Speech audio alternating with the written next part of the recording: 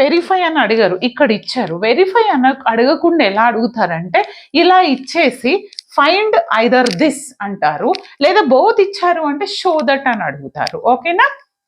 Show that అన్నప్పుడు కొంచెం conversations అవి చాలా రిపీట్ అయినాయి, అవి మన వీడియోస్లో ఉన్నాయి, మళ్ళీ కూడా చేస్తాను మీ కమెంట్స్ని బట్టి.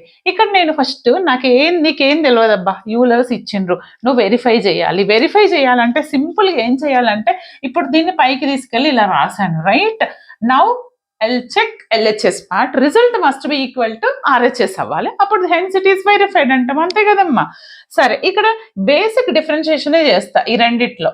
ఓకే, నౌ ఏంటంట, the given function z is what, ఇలా తీసుకో లేదు ఇలా తీసుకో. ఏం తీసుకుంటున్నాను, x² + xy + y² whole power -1.